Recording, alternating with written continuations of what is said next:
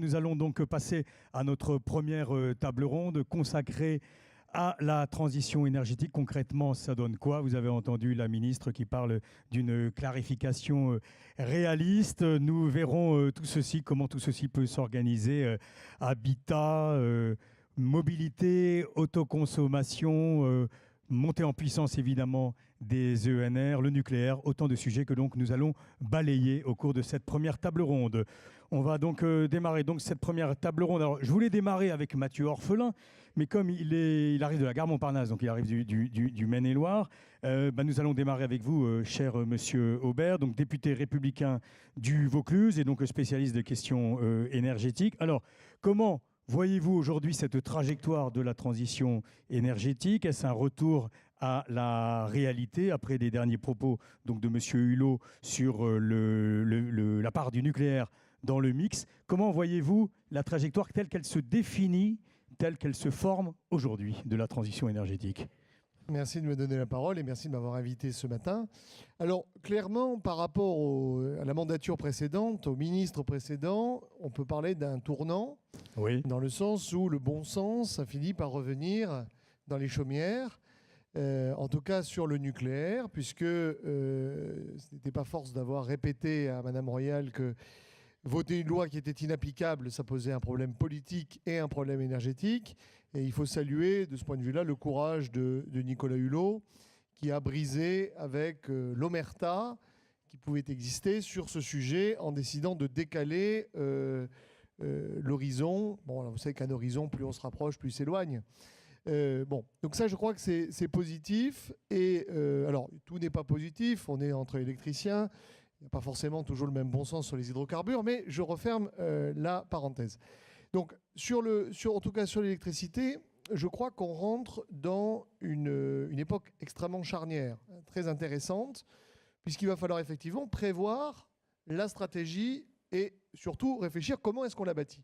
Je crois qu'il y a plusieurs manières de bâtir. Alors, il y a ce que j'appelle la méthode un peu soviétique, consistant à dire on fixe des grands objectifs ronds de manière à montrer que la France est volontariste dans le cas de la COP21, mais ça ne fait pas une stratégie. Et je crois qu'on doit procéder par pragmatisme, c'est-à-dire d'abord se poser la question de la colonne vertébrale nucléaire. Qu'est-ce que ça signifie ? Donc, combien de centrales doivent éventuellement fermer ? Combien doivent être renouvelées ? Combien doivent être carénées ? Vous voulez peut-être m'interrompre Non, je vous en prie, je vous écoutais. Si je pensais à M. Minière qui, pour EDF, pourra éventuellement compléter ce que vous nous dites. Donc, moi, je pense qu'on devrait partir de ça, parce que ce n'est pas seulement un sujet de production électrique, c'est un sujet social. Vous avez des centaines et des milliers de gens, de familles, qui travaillent dans cette industrie et qui se disent mais est-ce que dans 5, 10, 15 ans, le site sur lequel je travaille continuera d'exister ?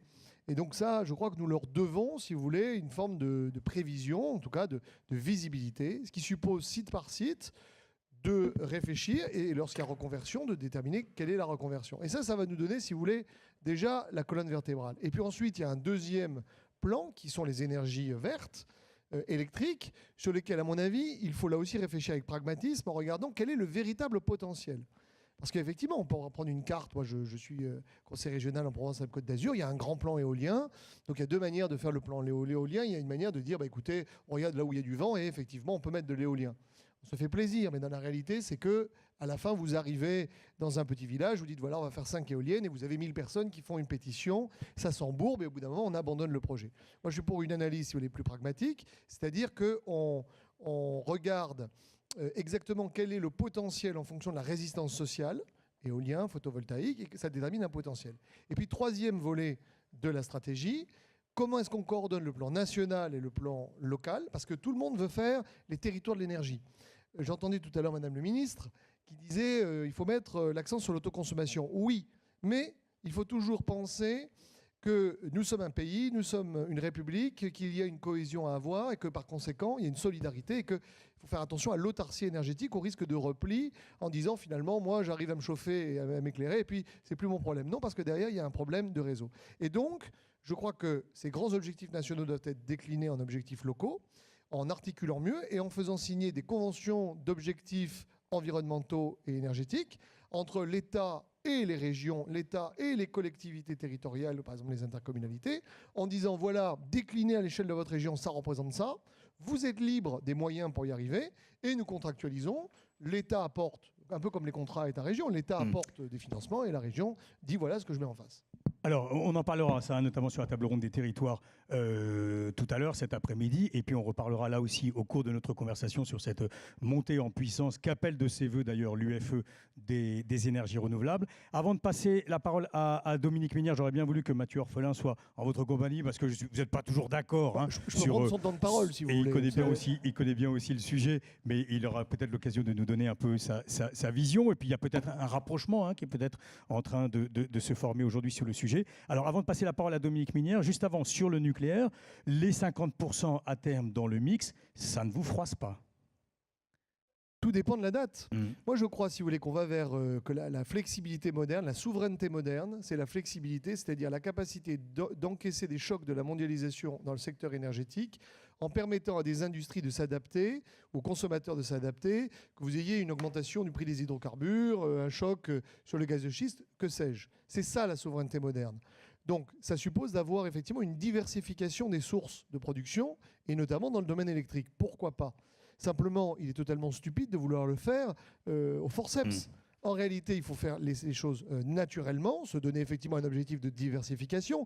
Si à la fin on est heureux avec 60%, eh ben on sera heureux avec 60%. Si on doit être heureux avec 45%, on sera heureux avec 45%. Mais ne pas oublier qu'il y a quand même des industries, parce que ce n'est pas seulement un sujet énergétique, c'est aussi un sujet d'emploi, c'est un sujet de filière industrielle. Et je maintiens qu'à choisir, l'énergie n'est pas seulement un choix économique, parce que si c'était un choix économique, on serait tous au gaz de schiste. Et Madame le ministre nous a expliqué que ce n'est pas bien. Donc ça veut bien dire qu'il y a des choix politiques. Et ce choix politique, c'est le choix de la souveraineté, qui dans le cas du nucléaire est évident, pour lequel nous avons une avance technologique et sur lequel donc il faut effectivement la privilégier. Alors, je me tourne donc vers Dominique Minière. Une petite précision, Mathieu Orphelin sera là normalement dans une dizaine de minutes. Alors, Dominique Minière, directeur exécutif groupe en charge de la direction du parc nucléaire et thermique chez EDF, donc un peu le monsieur nucléaire chez EDF. Quand je vous ai eu au téléphone, vous m'avez dit « Oh, moi j'ai l'habitude d'être le vilain petit canard ». Dans la profession au sens large et donc sur le nucléaire, vous aurez l'occasion de nous montrer que le vilain petit canard a donc ses convictions et son argumentaire. Pour vous, le nucléaire, qu'on soit à 50, à terme, quelle sera la date potentiellement, le nucléaire reste aujourd'hui absolument indispensable parce que c'est le moyen de production le moins cher cash. Il n'y a pas moins cher que le nucléaire existant selon vous, même si on inclut les frais de carénage. Oui, tout à fait. Je pense que quand on parle de transition énergétique, quand on va vers une destination, encore faut-il savoir d'où on part. Je pense que d'où on part, c'est assez simple. On a un mix électrique qui est plutôt un bon mix électrique du point de vue bilan carbone. Je crois qu'on a un des meilleurs mix électriques européens en la matière. On émet très peu de CO2.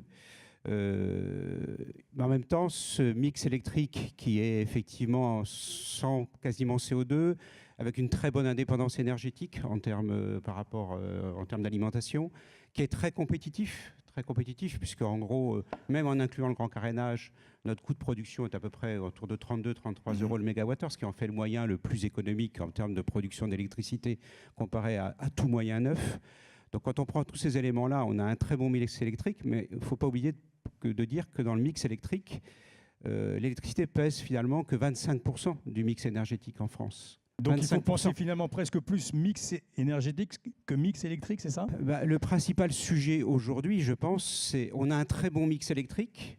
En prolongeant la durée de fonctionnement grâce au grand carénage, on gardera ce très bon mix électrique. C'est comment faire en sorte demain que dans le mix énergétique, probablement, l'électricité pèse plus que ce qu'elle est aujourd'hui. Ce qui ne veut pas dire pour autant qu'il ne faut pas faire des efforts en matière d'efficacité énergétique. Je pense qu'il faut les faire, effectivement. Mais en même temps, il est clair qu'avec ce mix électrique que l'on a aujourd'hui et ce mix très compétitif, on a les moyens d'accompagner la montée des énergies renouvelables dans le mix électrique et en même temps, on a le moyen d'électrifier plus les usages que ce qui est aujourd'hui le cas.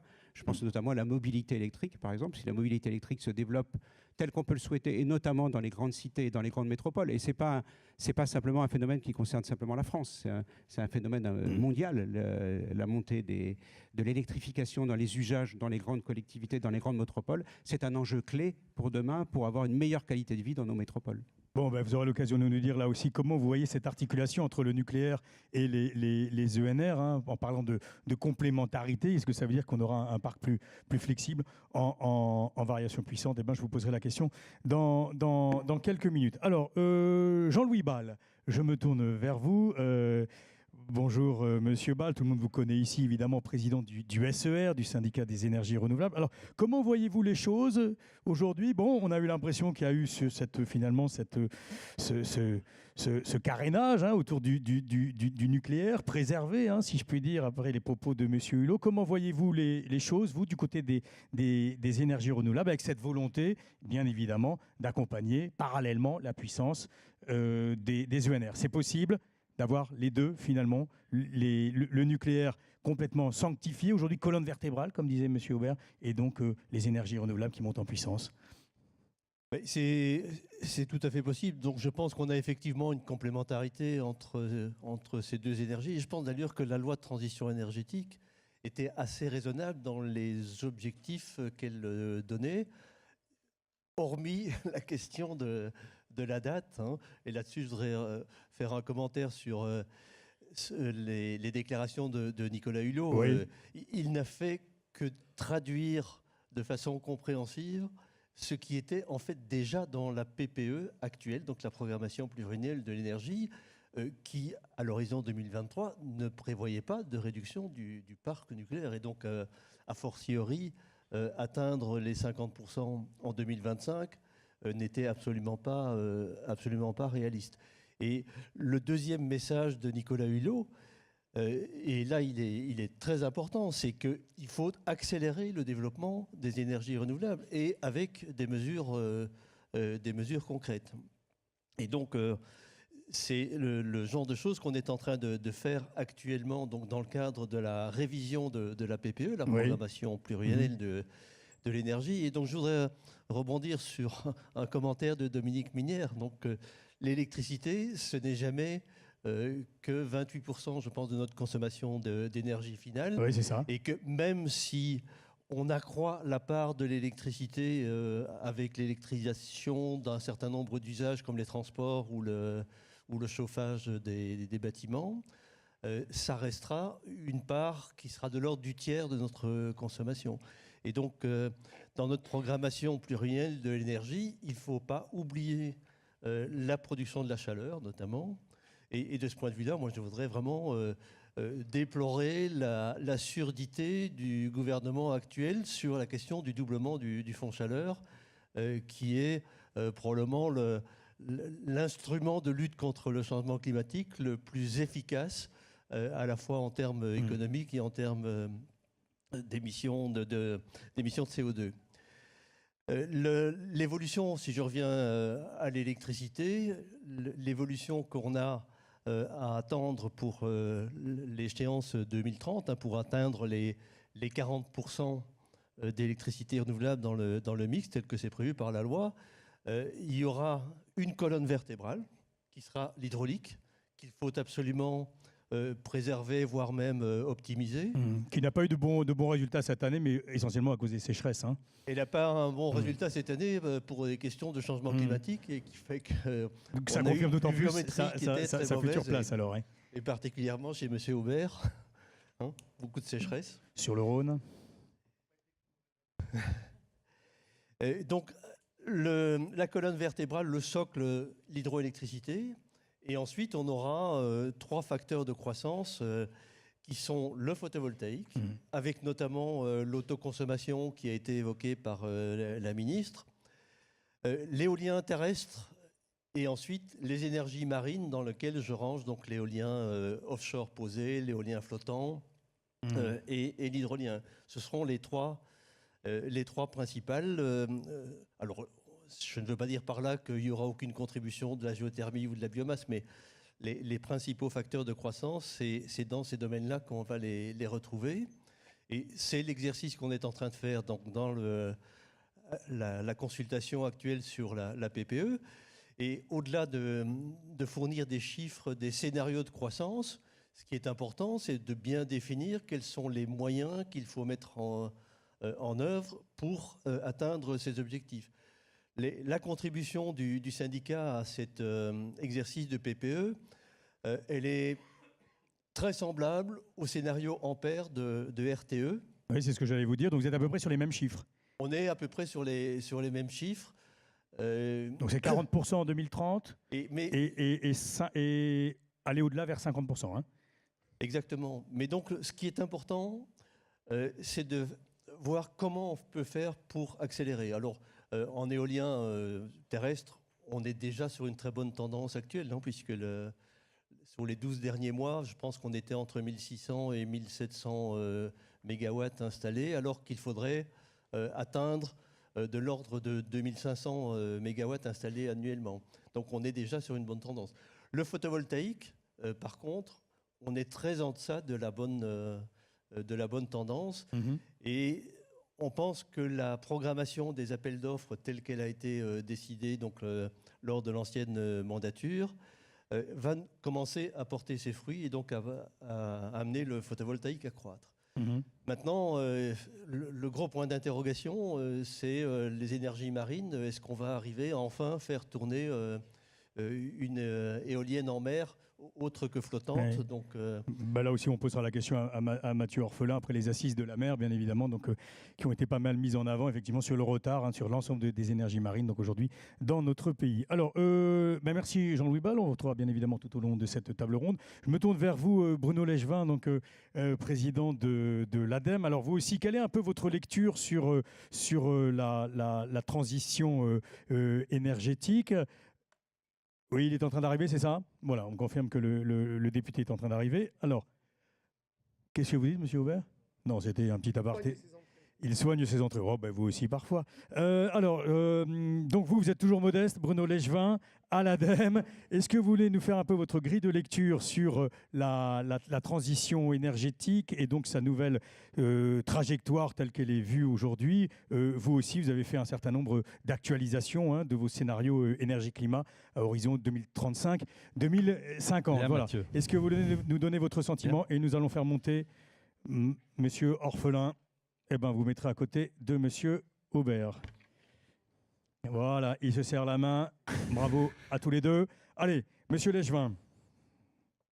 Oui, je vais répondre à votre question, mais d'abord vous dire que j'apprécie tout à fait le titre, l'intitulé du colloque qui nous a été rappelé par Christine, la présidente. Bienvenue dans le monde de demain. Demain ne sera pas comme hier. Ça veut dire qu'on se met en capacité, en état d'esprit, que le monde... le système électrique de demain sera fondamentalement différent de celui d'aujourd'hui et celui d'hier.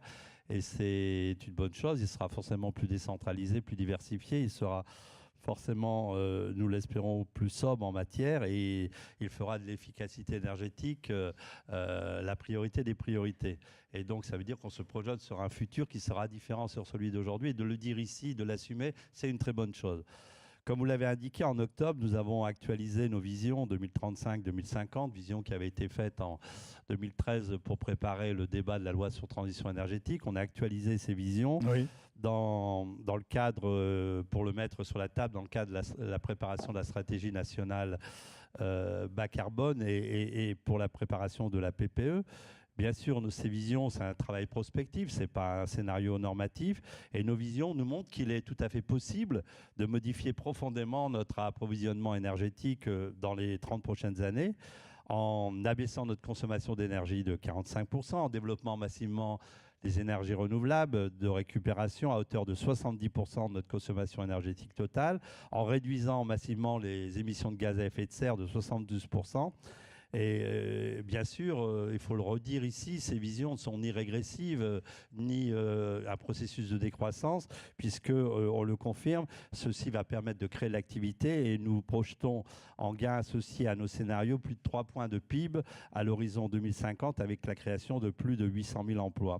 Cela, évidemment, ne se fera pas tout seul. Comme Jean-Louis l'indiquait, l'important, ce n'est pas simplement l'objectif, c'est la manière et les jalons pour y arriver. Cela donc implique une vraie accélération dans les 2 secteurs prioritaires qui sont les plus impactants. D'abord les transports, mais je crois que Madame va en parler tout à l'heure, On va en parler, notamment oui, évidemment. la part du roulant. Et bien sûr, parce que c'est le secteur principal, le bâtiment, il faut là accélérer le rythme de rénovation performante. Par ailleurs, dans le cadre de ce travail, nous avons identifié ce qu'on appelait 17 groupes de mesures qui touchent tous les secteurs de l'économie et qui nous permettraient de réduire de plus de 20 millions de tonnes équivalent CO2 supplémentaires les émissions annuelles de la France d'ici 2030. C'est important de le dire parce que c'est la condition nécessaire pour atteindre là aussi les objectifs de la loi qui acte l'ambition de réduire les émissions de CO2 en 2030 de 40%, mais là aussi Jean-Louis Bal l'a dit. Au passage d'ailleurs, si on ne change pas le rythme, on n'atteindra par ailleurs pas pour autant le facteur 4 à l'horizon 2050. La plupart de ces mesures, de ces groupes de mesures sont soit en cours, soit en discussion. On pense à l'obligation de rénover lors des mutations, l'accélération de la convergence et avec l'amplification de la fiscalité diesel-essence, l'accélération de la trajectoire carbone. La présidente en a déjà parlé, la ministre en a parlé. Il y a une accélération, on n'est pas encore au gap de ce qu'il nous faudrait faire. Après, il y a un rythme qu'il faut assumer et puis la France tout seul ne peut pas se positionner, c'est difficile. Il y a tout ce qui est lié à la défiscalisation d'équipements performants dans l'industrie.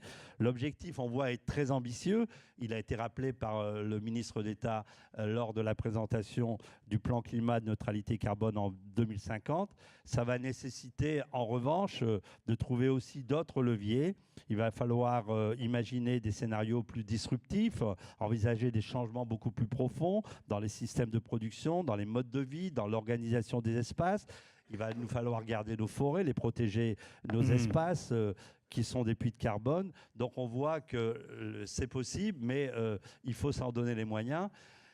Si on revient sur les leviers que l'on veut mettre en œuvre, si on regarde le bâtiment rapidement... On va en parler après parce que l'idée c'est qu'on essaie de la séquencer. On fera effectivement le bâtiment et vous nous parlerez du plan Hulot avec le bonus-malus et puis ce qui a été fait notamment d'un point de vue solidaire et puis sur le crédit impôt là aussi, est-ce que c'est une bonne chose finalement de changer tout ça. Donc on parlera de ça, on parlera aussi bien évidemment de la mobilité avec vous Madame Dupuy, vous êtes assez silencieuse mais je ne vous oublie pas. On va parler évidemment de stratégie industrielle à mener pour ces fameux, 300 000, 800 000 emplois, les chiffres peuvent varier, mais enfin chacun est bien conscient du gisement. Alors, merci à vous donc Monsieur Legevin, on vous retrouvera donc tout à l'heure. Je passe la parole donc à Mathieu Orphelin, donc député La République En Marche du Maine-et-Loire. Vous avez fait vous aussi une grosse partie de votre carrière à l'ADEME, donc vous connaissez bien Bruno Legevin. Alors, avant votre arrivée, Monsieur Aubert a parlé d'avoir de la colonne vertébrale du nucléaire qui était en quelque sorte sanctuarisée, si j'interprète ses propos. Et puis,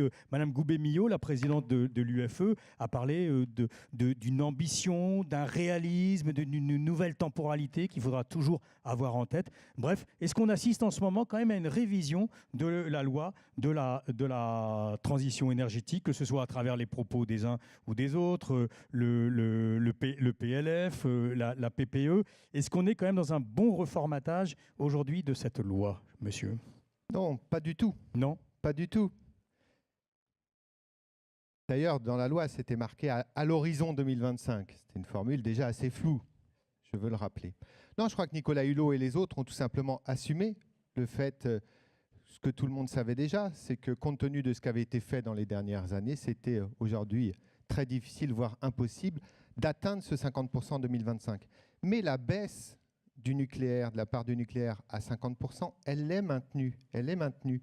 Et vous la voyez à quel horizon, monsieur? Écoutez, moi je la vois forcément entre 2025 et 2030. Pourquoi je dis ça? Parce que dans les scénarios RTE mis sur la table il y a un mois, il y a des scénarios, pourtant c'est RTE, c'est pas les plus écolos des écolos, qui arrivent aux 50% en 2030, tout en divisant par 2 les émissions de CO2 à cette échéance. Donc, RTE met un scénario sur la table qui dit oui, on peut y arriver en 2030 en divisant par 2 les émissions de CO2.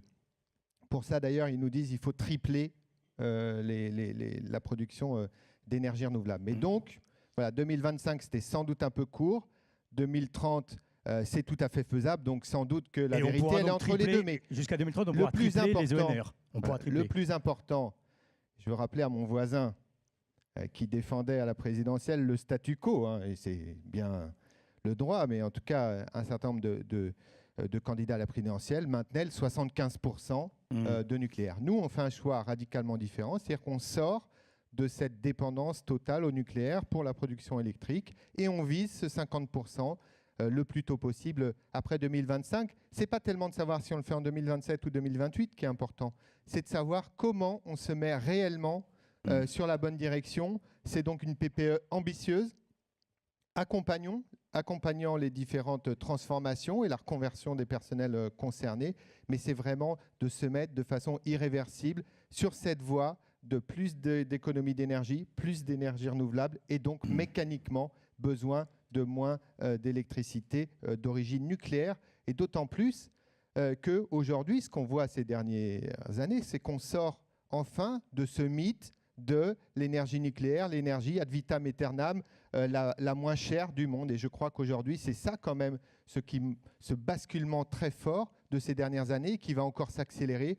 C'est la baisse très importante des coûts de production d'électricité à partir d'énergies renouvelables. Avant de passer la parole à Olivier Beau et à Madame Dupuis, je vous repose la question. On peut faire, vous pensez, selon vous, et c'est en train de se mettre en place, on aura les instruments, on aura le cadre, de faire x3 en ENR à horizon donc 2030, c'est ce que vous disiez. Oui, tout à fait. Nous, on a pris l'engagement pour ce quinquennat de faire x2 sur la part électrique. On a aussi une problématique bien identifiée, et je crois que Jean-Louis Ball en a parlé, sur le fonds chaleur, qui est un outil très efficace et effectivement sur lequel, là aussi, on a pris un engagement de doublement au cours du quinquennat qu'il nous faut maintenant concrétiser. Mais effectivement, sur les ENR électriques, puisque voilà, on a dit on fait x2 dans ce quinquennat, il faut sans doute aujourd'hui revoir dans le cadre de la PPE comment on peut accélérer, aller encore un peu plus vite, parce que là aussi, le x2, ce serait sans doute, je vous le disais dans le scénario RTE tout à l'heure, plutôt un x3 qu'il faudrait faire en 2030 pour arriver à atteindre tous les objectifs en même temps,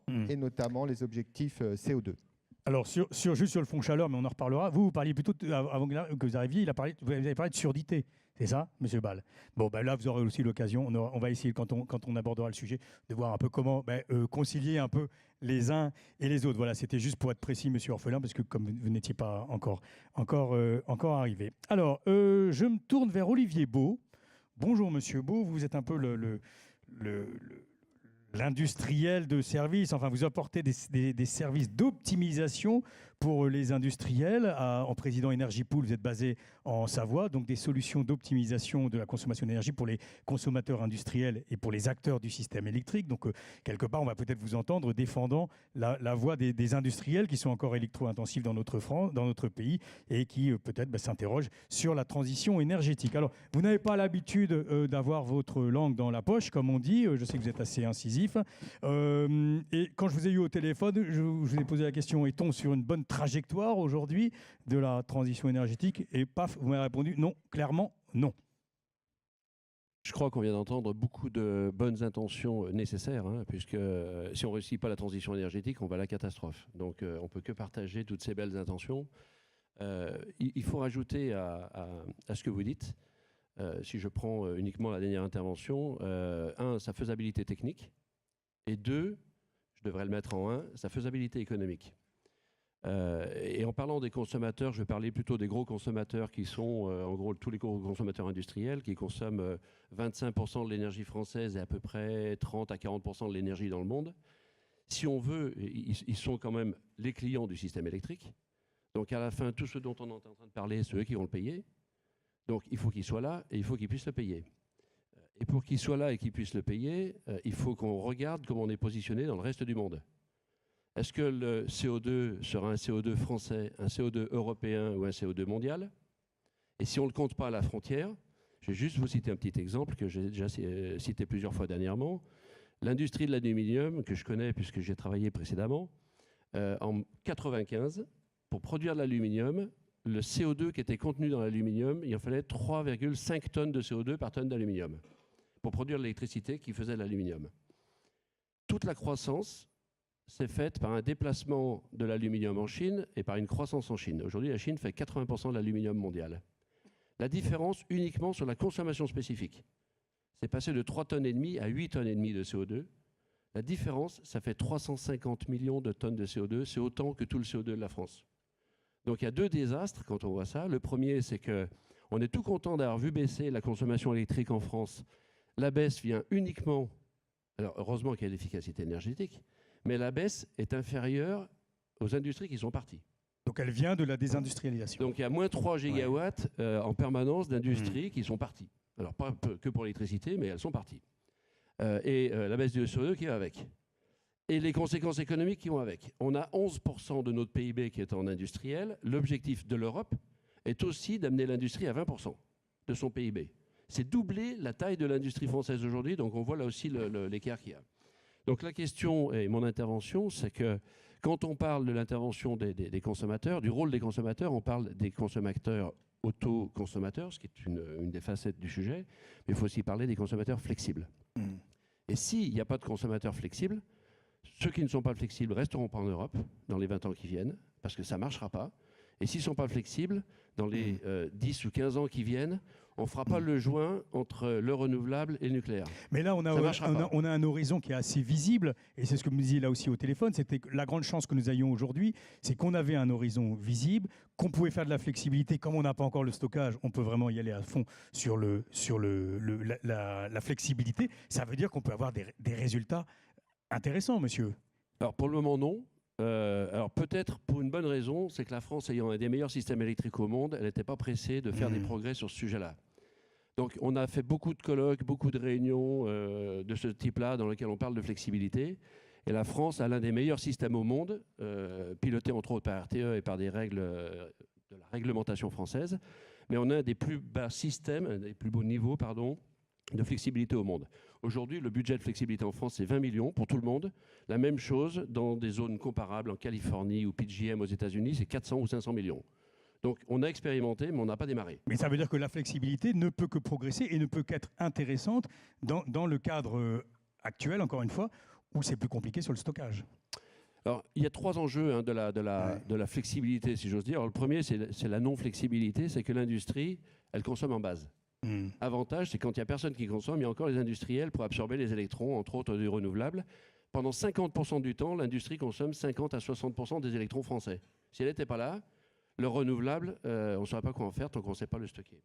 Le deuxième point sur lequel ça intervient, c'est la capacité à baisser les pics, comme c'est le cas tous les jours en ce moment. On passe les pics grâce au thermique en ce moment, grâce au charbon allemand. S'il n'y avait pas de thermique, on ne passerait pas les pics cette semaine en France.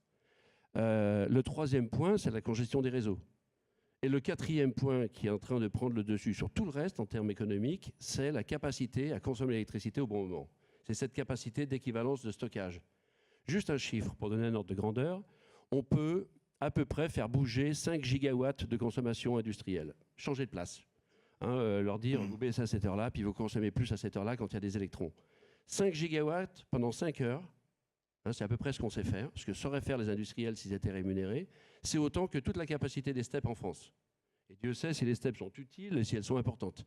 Donc cette capacité de flexibilité, cette capacité de dépannage et cette capacité de stockage, c'est ça qu'on veut mettre en valeur. Et je ferai une proposition tout à l'heure concrète sur le sujet. Mais c'est ça qui aujourd'hui est prêt. C'est quasiment prêt dans la réglementation, mais ça ne se fait pas. Et puis peut-être par le retour à l'industrie avec un cadre favorable, et bien évidemment faire matcher offre et demande. Là aussi, vous aurez l'occasion de nous faire une petite démonstration tout à l'heure dans quelques instants. Alors, Madame Dupuis, vous êtes restée silencieuse, administratrice et présidente de la commission Nouvelle Mobilité Ville de Demain à l'UTP, l'Union des transporteurs publics. Et puis, elle est aussi vous êtes le grand Manitou, la directrice de la stratégie, de l'innovation et du développement à la RATP. Il y a des enjeux absolument considérables sur le sujet. Avant que nous n'entrions dans le sujet de la mobilité un peu plus tard dans notre table ronde, je voulais quand même avoir votre point de vue de citoyenne, de cadre dirigeante sur la transition énergétique telle que se voit aujourd'hui et quelle clarté elle a, quelle visibilité elle a pour vous aider, ou non-visibilité, pour vous aider dans vos choix? Clairement, alors si c'est un titre personnel, il y a longtemps que j'ai des convictions en matière de transition énergétique. Pas seulement à titre personnel, mais disons hors les métiers du transport public. Mais au niveau de, si je parle des transports publics, clairement, il y a un enjeu majeur pour tous les opérateurs de transport public en France, c'est aujourd'hui aussi de respecter la loi de transition énergétique qui nous invite tous à repenser la mobilité, notamment des bus. Le groupe RATP dans ce domaine a joué un rôle de précurseur avant même que la loi soit votée, parce que très vite on a eu des retours très forts et des demandes très fortes de nos clients via le STIF, qui s'appelait STIF à l'époque, qui est l'autorité en charge des transports en Île-de-France, qui voulait commencer à éradiquer le diesel sur toute l'Île-de-France, mais aussi les riverains, les voyageurs, enfin ceux qui empruntent nos bus. Et c'est vrai qu'il y a 3 ans, quand on a lancé le Blanc, notre flotte de 4600 bus, c'était pratiquement 100% de bus diesel. On est déjà arrivé à 80% aujourd'hui. Mais l'enjeu, c'est vraiment d'opérer cette transition vers une flotte de bus 100% propre en 10 ans, d'ici 2025. Et avec un choix très fort du groupe qui est de favoriser la mobilité électrique. Pourquoi ? Parce qu'au vu de l'état de l'art aujourd'hui, c'est vraiment la technologie qui nous paraît la meilleure réponse aux triples enjeux environnementaux et sanitaires d'une grande métropole, de tous les milieux urbains denses. Je veux parler du changement climatique, des questions de qualité de l'air local et du bruit. Donc c'est pour ça qu'on a donné la primeur à la transition énergétique des flottes de bus vers la mobilité électrique. Et c'est un plan dans lequel nous sommes engagés et d'ailleurs nous traçons la voie pour d'autres villes, d'autres opérateurs de transport qui attendent qu'on défriche le terrain, en particulier normatif, réglementaire, technique, bien sûr, pour avancer. Là aussi, vous aurez l'occasion de nous parler en termes de stockage. Hein. Qu'est-ce qu'il pourrait y avoir d'intéressant à terme, bien évidemment, à travers votre flotte. On rappelle, le transport, c'est 33% de la consommation d'énergie. C'est le deuxième poste après l'habitat dans notre pays. Julien Aubert, vous êtes satisfait? Et après, je vais poser tout de suite la question à Mathieu Orphelin. sur la lisibilité de la taxation carburant, puisqu'on a parlé un peu de mobilité là, sur la montée de la contribution climat-énergie. L'UFE, d'ailleurs, s'est félicité de la pente qui a été décidée. Quelle est votre position ? Ma position, alors je suis un petit peu schizophrène sur le sujet, parce qu'en tant, si vous voulez, que ancien magistrat de la Cour des comptes, membre de la Commission des finances, dès qu'on augmente les impôts et que ça fait rentrer et que ça rééquilibre les comptes publics, je suis content. En tant que citoyen et rapporteur du budget énergie, je crois qu'on manque d'un débat démocratique sur la taxation environnementale. Parce qu'en réalité, lorsqu'on regarde, je dirais, nos politiques ne sont pas très lisibles. On a évidemment sur les carburants. Alors sur les carburants, moi je trouve qu'on n'en fait pas assez pour développer et aider les carburants écologiques. Je trouve que le gaz ne s'y retrouve pas. Je crois qu'il y a vraiment des progrès à faire là-dessus. Pas d'autant qu'il n'y a pas d'industrie derrière, donc on a moins de lobbying. Et je crois qu'on a tendance à arbitrer systématiquement en faveur de solutions électriques, alors qu'en réalité, la prudence voudrait qu'on investisse dans différents paniers énergétiques. Mais on a aussi dans d'autres domaines les certificats d'économie d'énergie, vous l'avez cité, la contribution climat-énergie. Je ne suis pas sûr que les citoyens se rendent compte, je dirais, de ce que ça représente dans leur vie de tous les jours, quand on additionne toutes ces taxations diverses et variées. Et en même temps, je trouve que ça manque de visibilité sur les objectifs. Tout à l'heure, moi, je n'ai pas oublié le programme d'Emmanuel Macron, février 2017, pardon, dans son entretien à la VVF, où il expliquait qu'il gardait l'horizon du nucléaire, mais qu'en même temps, l'important, c'était le volume d'énergie renouvelable, et il prononçait l'idée d'avoir 6 gigawatts d'énergie renouvelable en plus, qui correspondait à peu près à quelques centrales nucléaires. Je referme la parenthèse. Je trouve qu'on manque, si vous voulez, de réflexion. C'est-à-dire que moi, mon intérêt n'est pas de diminuer la part du nucléaire, d'augmenter la part d'énergie renouvelable. Mon intérêt, c'est d'avoir une économie décarbonée, quel que soit, si vous voulez, le canal que l'on prend. Et si cette décarbonation, elle passe par du nucléaire, elle doit passer par du nucléaire. Elle passera par du nucléaire. Deuxièmement, je crois qu'on réduit la politique uniquement à des sujets environnementaux, alors qu'en réalité, il y a un objectif, comme ça a été dit, qui devrait être industriel. Et donc, arriver à obtenir des objectifs de décarbonation uniquement par la baisse du secteur industriel dans l'économie, c'est évidemment un non-sens. Et donc, je crois qu'on doit mieux équilibrer. Et donc, ça fait le lien avec votre question. Je crois qu'il y a, premièrement, une réflexion qui devrait être quelle est l'efficience de ma dépense, en d'autres termes, le coût de la tonne de CO2 évitée. Quand j'ai une dépense fiscale à faire, où est-ce qu'elle est la plus efficace en termes de CO2 ? Ça, c'est la réflexion sur les objectifs environnementaux. Je crois qu'il nous manque un volet industriel consistant à dire quelle industrie on veut et quels emplois on veut. Et puis, troisièmement, il y a évidemment un sujet pour le citoyen, qu'est-ce que ça représente, combien vous êtes prêt à payer et faire un petit peu des additions pour qu'on se rende compte de ce qu'on dépense et des objectifs qu'on obtient. Mais est-ce que les 140 € vous conviennent ? Oui. Oui. Enfin, Avec une telle progression ? Non, mais mais je vous dis, c'est schizophrène. C'est-à-dire qu'on est très content, si vous voulez, d'avoir une courbe. Lorsque la pente a été donnée, elle est très favorable parce qu'elle fait rentrer, l'air de rien, des recettes dans les caisses de l'État qui est désargentée. Donc, si vous voulez, en tant que budgétaire, oui. En tant que contribuable, non. Monsieur Orphelin, et après je vais passer la parole à Monsieur Minière. Deux choses. D'abord, ce qu'on met en place sur la fiscalité, c'est pas que des taxes en plus.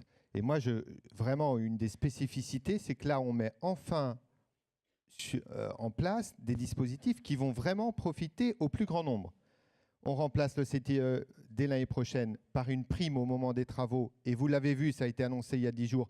Cette prime, elle sera fonction des revenus. Donc enfin, on va avoir un dispositif supplémentaire en plus des aides de l'ANA pour aider les ménages les moins aisés et les ménages aux revenus moyens. Donc ça, c'est important parce que pour l'instant, il faut là aussi regarder la réalité en face. Le CITE, il avait très majoritairement profité aux deux déciles les plus élevés.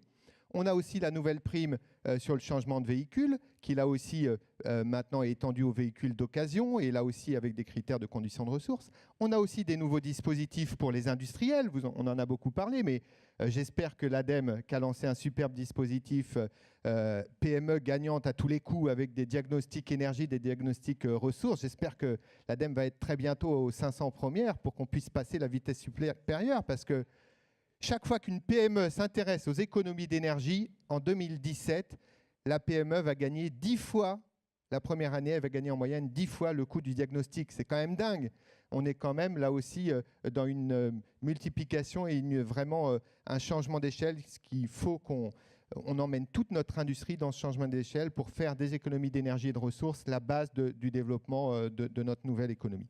Et alors, on a effectivement, à côté de ces nouveaux dispositifs, le volet, la fiscalité écologique va augmenter avec effectivement un prix du carbone qui augmente. La nouveauté de ce qu'on fait là, c'est qu'effectivement, ce développement est renforcé et il est surtout annoncé dès le début du mandat. Donc, dès le début du mandat, l'ensemble des acteurs économiques ont la progression de la fiscalité carbone sur le mandat, ce qui leur permettra de prendre les meilleurs choix en termes d'investissement.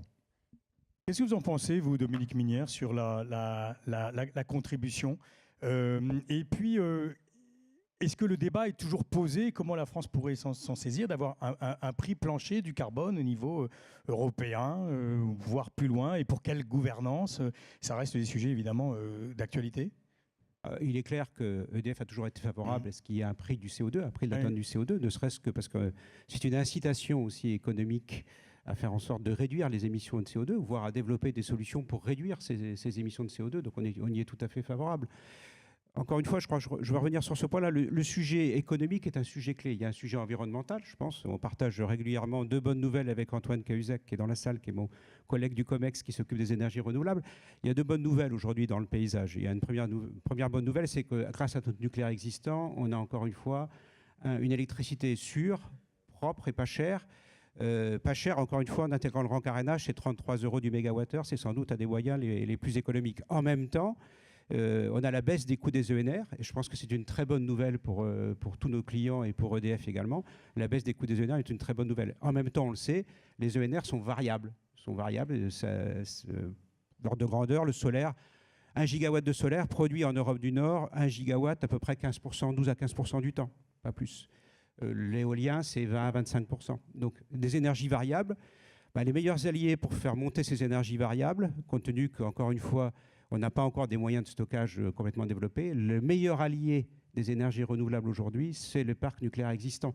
La meilleure façon d'accompagner la montée des énergies renouvelables, qu'on appelle de nos voeux et qu'on cherche à faire aussi côté EDF, c'est la présence du parc nucléaire existant. C'est grâce au parc nucléaire existant que les énergies renouvelables vont pouvoir trouver leur place progressivement dans les prochaines années dans la production d'électricité. C'est un élément clé pour nous.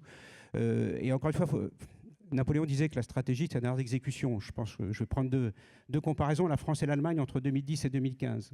Entre 2010 et 2015, l'Allemagne décide de fermer son nucléaire. Bilan, elle passe d'un parc qui émet 450 grammes de CO2 par kilowattheure à un parc aujourd'hui qui émet 500 grammes de CO2 par kilowattheure. La France... Globalement, ils émettent 10 fois plus que nous, c'est ça? EDF fait son énergie 22, mais sans forcément le dire, en tout cas en ne le mettant pas forcément en avant. Elle ferme ses centrales charbon de 250 MW. Elle passe dans le même temps, entre 2010 et 2015, d'environ de 45 grammes de CO2 par kilowattheure à 17 grammes de CO2 par kilowattheure. Bilan, en 2010, le rapport était 10.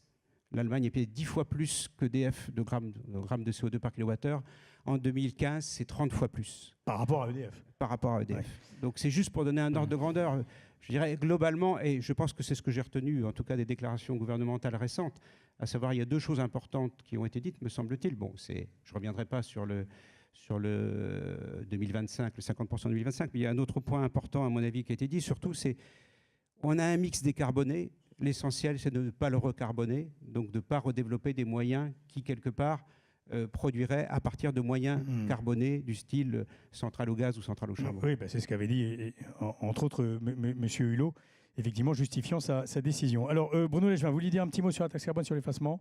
Oui, sur la taxe carbone, on est évidemment, comme ça a été dit, satisfait de l'accélération, même si, et c'est pour ça que je voulais réintervenir, il faut se rappeler que si on veut atteindre nos objectifs fixés dans la loi à l'horizon 2030, la taxe carbone devrait atteindre 105 € de la tonne en 2020 et 204 € en 2030. Donc on voit que il y a une lisibilité, il y a une accélération, mais ça ne va pas être suffisant. Je voulais aussi prolonger le propos de mon voisin, le rassurer. Pour moi, la transition énergétique et écologique n'a de sens que si elle se fait avec les industriels. On a besoin des industriels, ce n'est pas contre l'industrie, sinon ça ne fonctionnera pas. Je crois même que la transition énergétique et écologique réussie, c'est la capacité de réindustrialisation, de ramener de la valeur.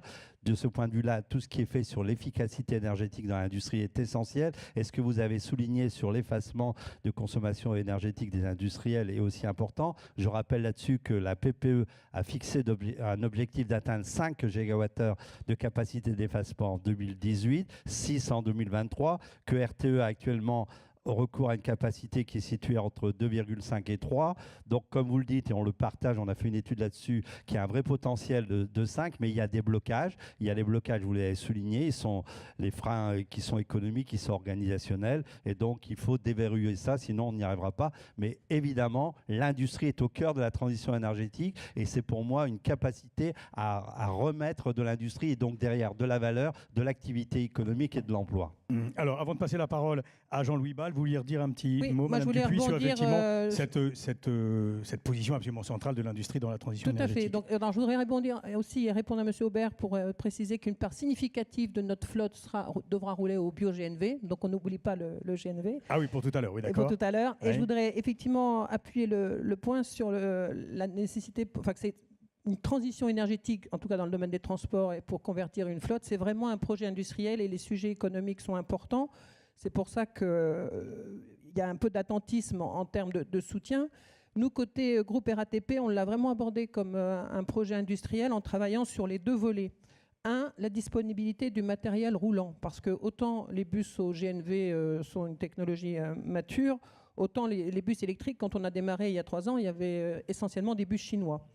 Donc, mais avec l'annonce d'un plan fort, comme nous avons pu le faire, avec une échéance, une ambition ferme, on a pu mobiliser toute l'industrie française et européenne. Et le fait est que cette année, quand on a fait notre nouvel appel d'offres pour acheter nos premières dizaines de bus électriques, on a eu un très beau choix. Et vraiment, il y a une mobilisation très forte. Il y a notamment Iveco à Saint-Étienne. Oui, via sa marque, c'est plutôt via sa marque Liez. Ouais.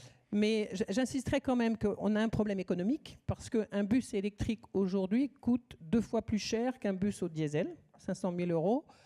Non seulement lié à la batterie et son chargeur, mais c'est aussi lié surtout au fait que les industriels fabriquent en petite série.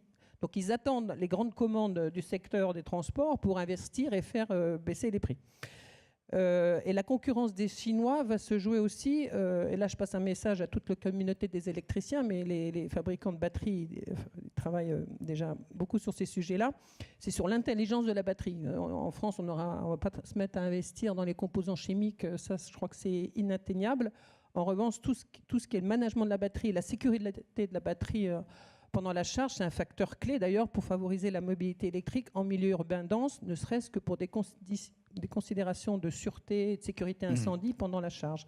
Donc ça, c'est le premier volet, la mobilité. Le matériel roulant, est-ce qu'il est disponible ? Clairement, l'autonomie est au rendez-vous. On a une première ligne équipée. Le défi a été relevé. Le deuxième sujet qui va tous vous intéresser, c'est les infrastructures. Parce que ce n'est pas le tout d'avoir des bus électriques. Il faut pouvoir les charger. Et là, c'est l'autre volet de notre plan industriel. Le groupe RATP est déjà un acteur électrique dans la ville, puisque nous avons notre propre réseau pour alimenter le RER, le métro et le tram. Mais là, nous avons choisi pour les 25 dépôts de bus, bien sûr, de nous raccorder au réseau Enedis. Et là, encore, il y a beaucoup d'intelligence à mettre dans l'optimisation de la charge. Nous avons choisi de le faire la nuit pour tirer sur le réseau là où il y a moins de besoin. Et là, on commence à poindre des idées de smart cities autour de ces réseaux intelligents qui vont aller... Alors nous, on regarde d'abord notre commerce. Notre besoin à nous, c'est que les bus ils doivent être pleins, chargés le matin au moment de partir.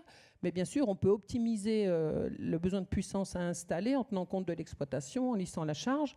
Et puis on peut imaginer après, effectivement, commencer à dialoguer avec les responsables du réseau pour voir si on peut, dans l'autre sens, tenir compte des besoins du réseau. Donc il y a beaucoup d'intelligence à mettre là-dedans pour aller vers ces concepts de smart cities. Bon, vous avez commencé à entamer déjà le sujet de la mobilité, mais vous êtes un peu à la frontière, évidemment, industrie, mobilité. C'est mon métier. On reviendra là-dessus. Alors, je voulais donc passer la parole à Jean-Louis Bal, mais ça m'a fait penser, mais je ne vous oublie pas, cher monsieur Bal, à poser la question donc d'abord à Olivier Beau. Vous pensez qu'on peut, vous estimez que dans notre pays, aujourd'hui, la consommation électrique va baisser malgré les nouveaux usages, et que toute cette capacité que nous avons, il faut, à bon prix, en quelque sorte, pouvoir accueillir l'industrie. C'est un peu le retour de l'industrie. Vous pensez donc par la transition énergétique, on peut faire venir des industries électrométallurgiques, de la chimie, des industries d'électrolyse, etc. Vous pensez que c'est possible et que c'est politiquement acceptable ? Non seulement je pense que c'est possible, mais je pense qu'il faut le faire. Oui. J'ai été pendant 5 ans président d'Aluminium Péchinet et je cherchais l'électricité partout dans le monde. Et j'ai vu un changement de paradigme absolument fondamental. Ces 20 dernières années, on voulait de l'électricité pas chère, on allait en Chine, où l'électricité est la main-d'œuvre, il n'y a pas que l'électricité. On allait en Chine, au Moyen-Orient, les grandes usines neuves sont là-bas et les vieilles usines sont chez nous. Aujourd'hui, on a un changement de paradigme qu'il faut absolument bien voir. Si on compte le CO2 à 30 € la tonne, donc je suis loin des 150 que vous évoquez, la France a l'un des meilleurs systèmes électriques au monde. Pour ne pas dire le meilleur, si on compte ses réseaux, si on compte sa capacité de production, celle d'aujourd'hui, même pas celle de demain avec le renouvelable supplémentaire, et si on compte ses interconnexions aux frontières. Sans compter qu'il y a un certain nombre d'aspects favorables entre la France et l'Arabie Saoudite, par exemple. On a cette meilleure électricité au monde. Depuis 2008, 20% de notre industrie est partie et 20% de l'électricité a été non consommée. On peut faire un pari assez simple, c'est de faire revenir chez nous des industries qui ne sont plus les mêmes. Faire revenir des industries dont on a besoin, c'est-à-dire c'est des produits qu'on importe, ce n'est pas pour les renvoyer en Chine, les produits dont on a besoin et qui soutiennent les filières, qui économisent tous les frais de logistique. La plupart de nos déchets industriels, on les emmène en Chine, ils sont retraités en Chine et ils reviennent chez nous. On imagine le coût carbone qu'il faut rajouter à ce que je disais tout à l'heure. On peut les faire revenir et on peut les faire revenir de façon moderne, puisque les usines qui sont parties, c'était souvent les plus anciennes, celles qui ont fermé. Celles qui restent chez nous, c'est loin d'être les plus modernes, les grosses consommatrices. Les plus modernes, elles ne sont plus chez nous. Et donc on a une occasion là pour faire revenir en France de l'industrie dont on a besoin, de l'industrie pour laquelle on a le savoir-faire et pour laquelle on a l'électricité la moins chère du monde. Et je pense que l'électricité est un facteur déterminant. Moi, j'ai eu des appels d'offres quand j'étais à la recherche d'électricité dans le monde qui me disent que j'ai de l'électricité sur 10 ou 15 ans, jusqu'en 2030, le temps qu'on a mis au point des stockages, à des prix compétitifs sur un réseau comme le réseau français, CO2 compris, mes usines, je les mettais ici. Et je ne suis pas tout seul. Le silicium dit la même chose, le magnésium dit la même chose, une grosse partie de la chimie dit la même chose. Il y a 2 millions de tonnes de papeterie installées en Europe. Pourquoi elle ne viendrait pas chez nous? Aujourd'hui, il n'y a pas une usine qui est prévue de venir en France. Donc, si on revenait à l'électricité française d'avant la crise, où on remet 3, 4 ou 5 gigawatts d'industrie française, une industrie qui ne soit plus conçue de la même manière, puisque le lean management fait qu'on chargeait les machines au maximum. Donc, comme on les chargeait au maximum, elles n'étaient pas flexibles. On travaille aujourd'hui avec des industriels à surinvestir pour les rendre flexibles. Et on se rend compte qu'on a un compromis économique où on pourrait donner des recettes aux électriciens, amortir des frais fixes de notre système qui est disponible et avoir des usines qui soient beaucoup plus flexibles et beaucoup plus économes qu'elles l'étaient à l'époque. Des usines modernes, des usines qui ne consomment pas beaucoup, qui soient 4.0, comme on dit aujourd'hui, et qui en fait contribuent à la flexibilité. Et en faisant ça, on gagne tout. On gagne de l'électricité qu'on a et on gagne du CO2 pour la planète, parce que ça, c'est la vraie économie. Bon, je peux vous dire qu'il y a Mathieu Orphelin et Julien Aubert qui vous ont écouté attentivement. Reste après à avoir le déclic. Est-ce qu'il y a une demande mondiale, en quelque sorte, pour venir investir dans ces métiers en France? Reste en quelque sorte à le faire savoir. Alors, cher monsieur Ball, je me tourne à nouveau vers vous pour savoir en gros les propositions que vous voudriez faire aujourd'hui pour que nous ayons donc une trajectoire lisible et clarifiée, le terme a souvent été employé ce matin, en simplification, en traitement des contentieux, que ce soit donc sur l'éolien terrestre, le plus-value, et puis l'éolien marin dont tout le monde a constaté, M. Orphelin aura l'occasion de nous en reparler à nouveau, l'immense retard de notre pays malgré nos ressources. Merci. Vous permettez que je fasse quelques commentaires avant de vous répondre? Allez-y. Sur la question de la fiscalité écologique, oui. Moi je considère que c'est extrêmement positif d'avoir cette évolution programmée donc, de la contribution carbone. Je pense que même si c'est très difficile de communiquer sur de la fiscalité, il faudrait quand même expliquer aux citoyens pourquoi on le fait et quel impact ça va avoir sur sa facture, parce que ça va finir par peser. Le prix du carbone qui est prévu pour l'année prochaine, donc 44 € la tonne de CO2, ça représente pour du gaz 9 € du mégawattheure. Ça commence à peser. Ah oui, est-ce qu'on aurait peut-être un phénomène des bonnets rouges à terme? Il y en a qui posent la question. Donc il faut pouvoir expliquer aux consommateurs que ça va continuer à augmenter. Les bonnets verts, oui. Ça va continuer à augmenter et donc c'est maintenant qu'il doit investir pour réduire sa consommation, à la fois par de l'efficacité énergétique et par l'utilisation des énergies renouvelables. D'autre part, la fiscalité écologique, on l'a déjà évoqué tout à l'heure et Christine l'a évoqué aussi dans son discours, c'est un problème européen. Et donc il est absolument essentiel que dans les discussions actuelles au niveau européen, on donne enfin un vrai prix, un prix digne de ce nom, pour reprendre l'expression de Christine, au CO2. Donc le syndicat et son homologue allemand donc, ont pris une position là-dessus pour avoir un prix plancher du CO2 qui soit au moins, dans un premier temps, à 30 € la tonne de CO2, ce qui confortera la compétitivité des énergies décarbonées. Un commentaire sur la question des énergies variables. Quand on regarde les objectifs donc, de 40% d'électricité renouvelable à l'horizon 2030, il ne faut jamais oublier que là-dedans, il y a déjà 15% d'énergie qui ne sont pas variables et qui sont même stockables comme l'hydraulique. Avec les steps, oui. Le taux de pénétration des énergies variables à l'horizon 2030, c'est 25%. Et c'est quelque chose qui est, si on en croit RTE, parfaitement atteignable. Oui, gérable. C'est ce qu'on disait tout à l'heure. Alors, quelles sont un peu vos propositions en la matière? Et dernier commentaire, c'est sur l'industrie. L'industrie, il faut aussi considérer l'industrie que l'on peut générer avec la politique énergétique, à condition qu'elle soit stable dans le temps. Et on a déjà aujourd'hui la constitution d'un véritable tissu industriel, aussi bien sur l'éolien terrestre que sur l'éolien marin, mais également sur le photovoltaïque, sur la biomasse, etc., et qui sont le résultat de la politique énergétique menée ces derniers temps. Alors, pour en revenir donc aux mesures que nous suggérons, Je ne vais pas les détailler Non, toutes parce non, mais qu'il y en a- les principales, là où ça principales, bloque. On sait qu'il y a le contentieux. Il y a d'abord favoriser l'acceptabilité, et notamment de l'éolien terrestre, en développant à la fois des projets de territoire avec une fiscalité locale qui soit mieux adaptée pour que les communes qui reçoivent donc les parcs sur leur territoire touchent une partie de l'IFER, ce qui aujourd'hui n'est pas automatique. On a la question du traitement des recours. Alors là, je voudrais faire un commentaire sur ce que disait Julien Aubert tout à l'heure. Quand on vient avec un projet éolien dans un petit village, on n'a pas nécessairement une pétition de 1000 personnes. Il suffit d'une personne pour faire un recours. Donc la question du traitement des recours, elle est tout à fait fondamentale. Et là, nous avons fait dans le cadre du groupe de travail de Sébastien Lecornu un certain nombre de propositions, dont notamment faire ce que l'on a fait pour les énergies marines renouvelables, c'est-à-dire supprimer un niveau de juridiction de façon à ce qu'on ne puisse pas aller systématiquement en appel et puis au Conseil d'État dans une tactique qui cherche uniquement à retarder les projets. L'autre problème important qu'on a à surmonter, c'est celui de l'ensemble des contraintes aéronautiques, civiles, militaires, zones d'entraînement, etc.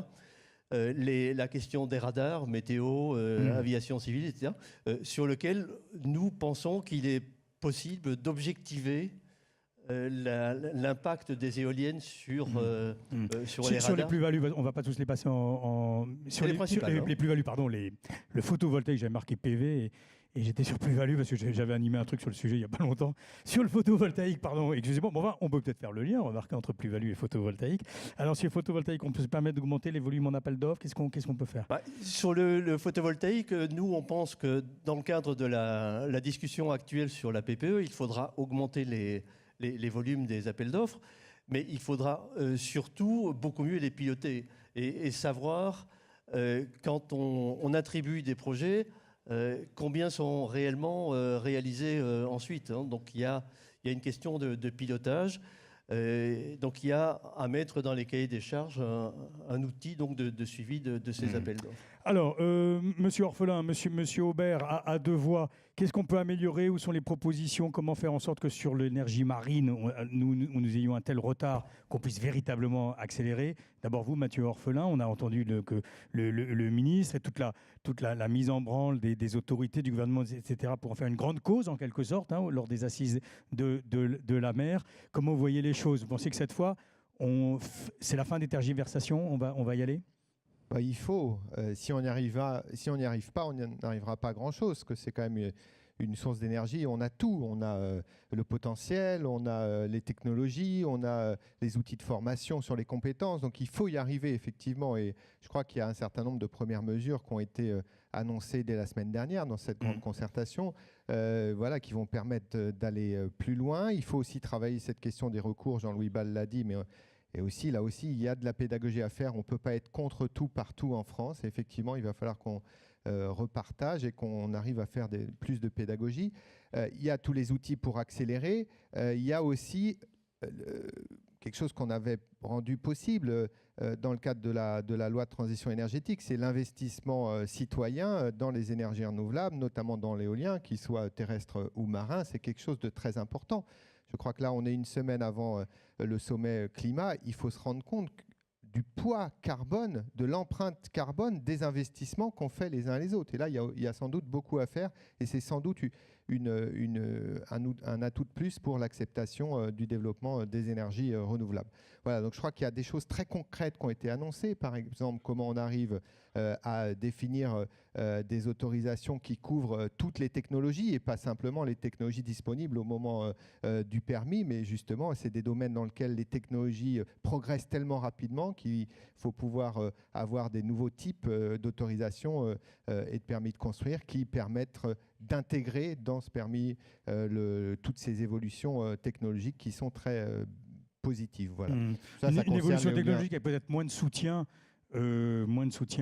identifié comme tel. Il faut baisser la CSPE, vous pensez, ou pas?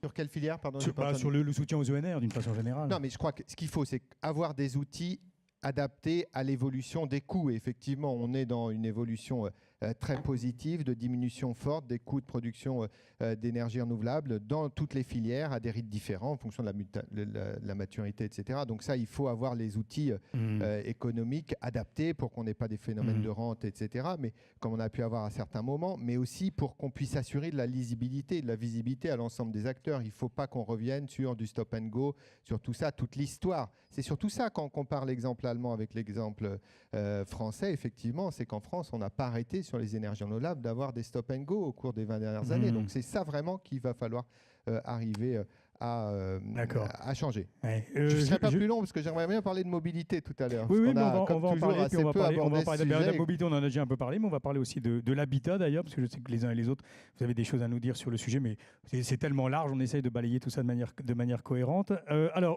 Julien Aubert, si vous étiez aux manettes, je me souviens que pendant la primaire 2016, vous avez fait partie de ceux à droite qui disaient que la droite ne s'emparait pas assez des sujets énergétiques et que ça n'apparaissait pas assez dans les sujets de la primaire. Qu'est-ce qu'il faudrait faire en priorité sur les ENR, vous pensez, si vous étiez aux manettes? Alors d'abord, je vous ai un petit peu expliqué en introduction, moi, ce que je ferais sur les ENR, c'est-à-dire que je suis très pragmatique. En proposition, je veux dire. En proposition, de calculer effectivement un potentiel qui soit un potentiel réalisable. Comme je vous dis, par exemple, les éoliennes à proximité des habitations, on a mis des distances et on s'aperçoit que dès que les gens ont une nuisance visuelle ou auditive, ils attaquent. Donc on peut s'en plaindre, ou alors on peut à un moment donné en tirer les conséquences. Moi, ce que je n'aime pas, si vous voulez, dans le débat sur l'énergie, c'est qu'on n'applique pas les mêmes analyses suivant le type d'énergie. C'est-à-dire qu'on va vous dire, par exemple, vous comprenez l'éolien, le photovoltaïque, ça devient très rentable, donc vous comprenez le nucléaire, vous êtes moins rentable. Mais par exemple, sur le gaz de schiste, c'est très rentable aux États-Unis, mais ça, on interdit. Bon. On va vous expliquer que le problème de l'acceptabilité sociale, c'est un vrai problème pour les éoliennes, mais lorsque vous avez le site de Bure qui devient une zone à défendre, ou que vous avez effectivement des attaques perpétuelles contre l'industrie nucléaire, ça, on trouve que c'est normal, si vous voulez. C'est-à-dire que quand Greenpeace rentre dans une centrale nucléaire, on trouve ça bien, mais quand les mêmes attaquent un projet, on trouve ça mal. Bon. Donc moi, ce que je veux dire, c'est qu'on doit traiter de manière pragmatique les énergies avec la même rigueur, parce qu'elles ont toutes des inconvénients et des avantages. Par exemple, sur l'éolien offshore, je note quand même, il y avait le président de la CRE dernièrement aux rencontres parlementaires sur l'énergie, il rappelait quand même le chiffre. Hein. Moi, j'étais resté à 1 milliard d'euros par an pour le contribuable, pour les premiers champs. Visiblement, il a cité le chiffre de 2 milliards d'euros. Donc, ce qui m'agace toujours, c'est que lorsqu'on fait un choix industriel ou un choix de production énergétique, il faut toujours mettre un coût en face. Et on ne peut pas d'un côté dire on veut multiplier les champs éoliens offshore alors qu'on sait que ça coûte très cher, et dans le même temps m'expliquer que vous comprenez, l'EPR, ça coûte très cher, donc il ne faut plus en faire. Voilà. Soit c'est uniquement un sujet économique, soit à un moment donné, on aborde avec la même rigueur les choses. Alors ensuite, sur l'éolien offshore, j'y suis plus favorable. Je suis vraiment pas favorable à l'éolien terrestre, parce que non pas pour des raisons d'idéologie, mais parce que tout simplement, je constate que c'est très compliqué. Je crois qu'effectivement, il y a un sujet, c'est qu'à partir du moment où vous avez plusieurs années, je crois que c'est 8 ou 9 de temps d'instruction pour un dossier, il faut permettre que si à la fin, la justice donne son feu vert, on puisse éventuellement modifier la nature technologique du projet, voilà. Donc, parce qu'effectivement la technologie vit. Mais ensuite, je vous le répète, je crois qu'il faut remettre l'église au milieu du village, une analyse des coûts, une analyse de l'impact en matière de CO2 et une analyse de la résistance sociale. Mais très favorable sur l'éolien marin, vous? Pas très favorable, mais je n'y suis pas fermé, à condition que l'équilibre économique se fasse et que ce ne soit pas en réalité des gouffres de financement. Parce que, alors évidemment, dès que vous avez des prototypes ou des lancements, ça coûte très cher. Hein, je veux dire, c'est le cas de l'EPR. Mais dans ce cas-là, appliquons là aussi les mêmes règles. Sur l'éolien marin, Monsieur Beau, est-ce que vous pensez que...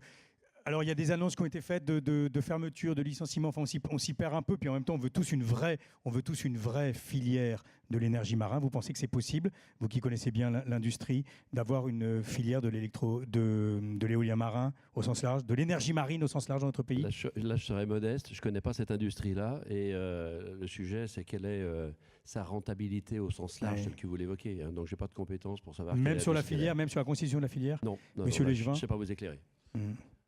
Là, on est dans des vrais enjeux industriels. Hein. En fil conducteur, ce débat sur les énergies marines, il y a un vrai potentiel, il y a un tournant à pas rater. On soutient, dans le cadre du programme d'investissement d'avenir, un certain nombre de projets.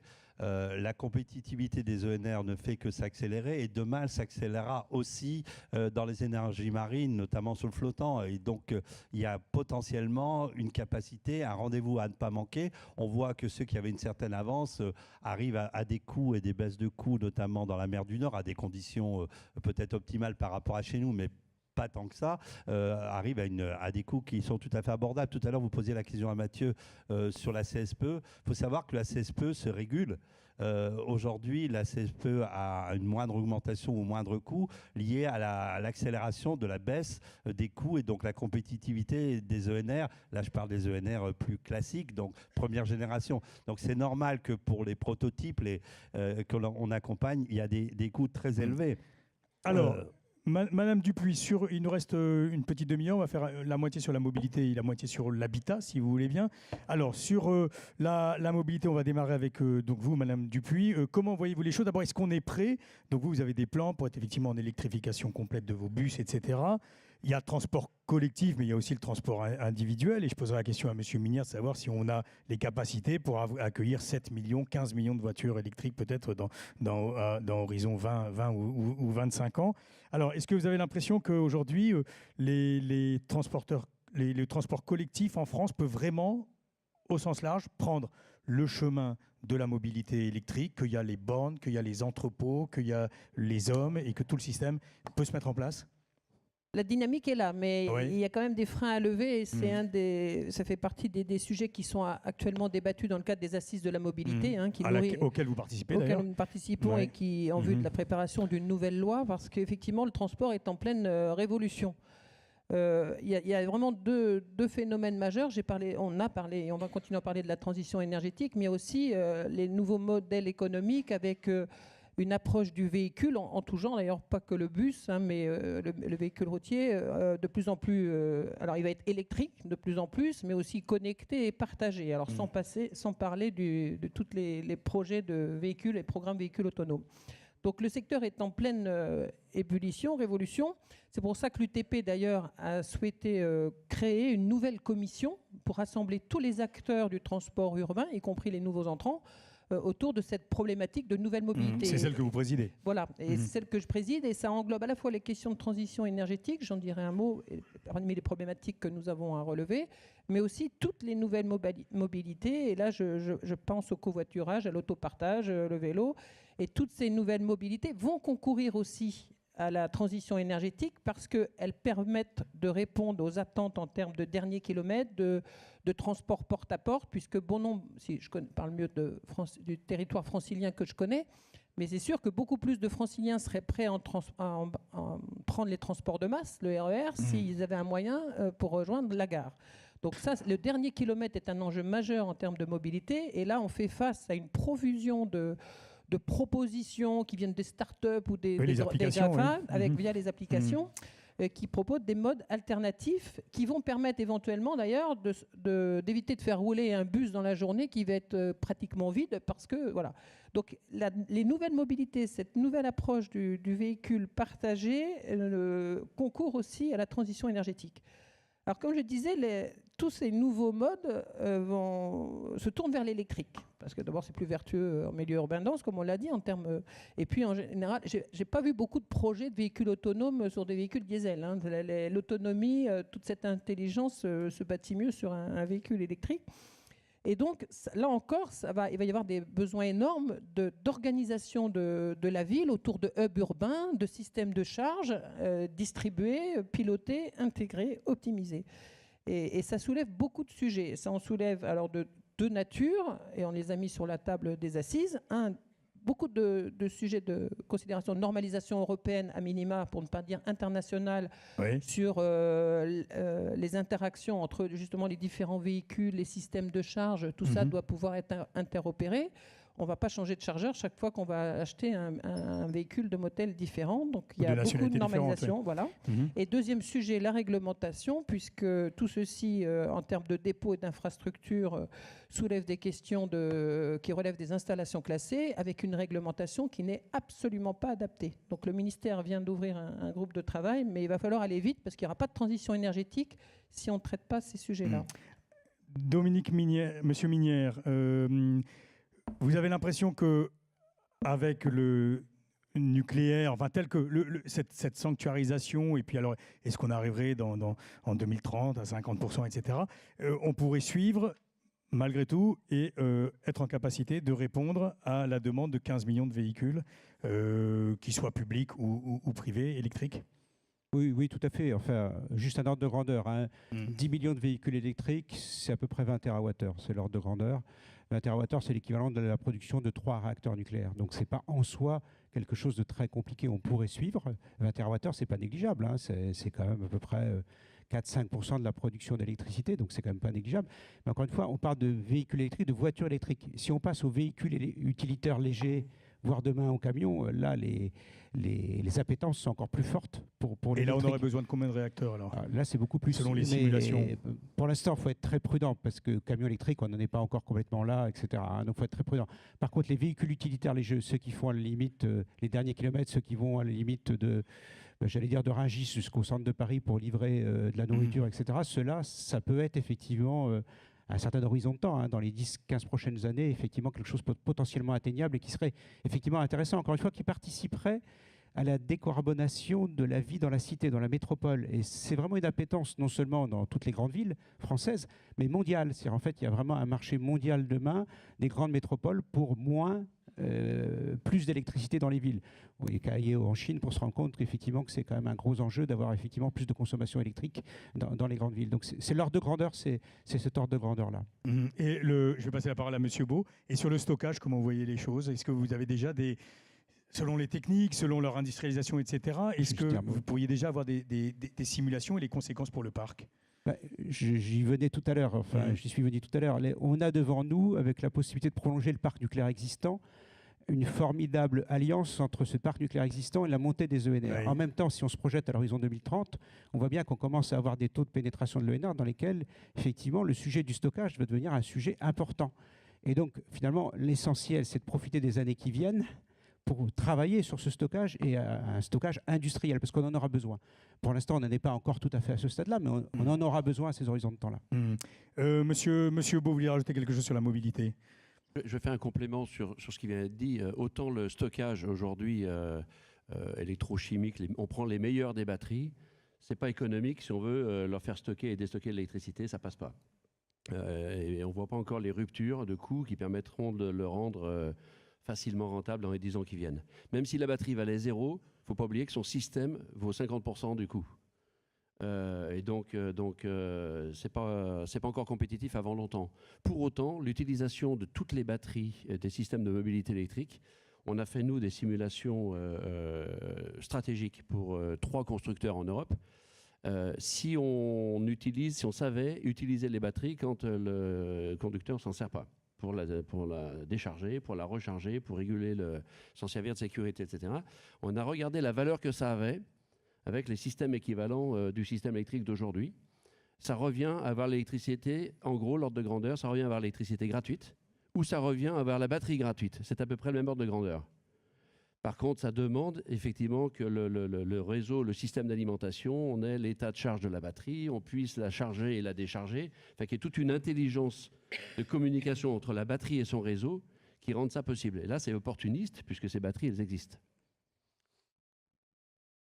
Excusez-moi, on était sur les Je horaires. vais rebondir oui. sur monsieur, comme ça vous D'accord. permettra de reprendre le fil. Oui, non, mais parce qu'il m'indique des horaires différents, malheureusement, de ceux qui avaient été prévus. Non, mais donc, juste un point un peu technique. C'est vrai que oui. c'est le rêve de pouvoir jouer sur les capacités de stockage des batteries de la mobilité pour aussi aider à la flexibilité, au pilotage du réseau. Il y a juste un petit bémol, c'est sur la durée de vie des batteries. Aujourd'hui, plus on les sollicite en termes de charge et de décharge, plus elles s'usent vite. Donc il y a aussi le modèle économique à trouver dans tout ça. Alors, on va devoir conclure malheureusement parce que le temps a été un peu raboté. On va juste conclure sur... Oui, vous voulez dire un petit mot, Monsieur Ball? Alors, très rapidement.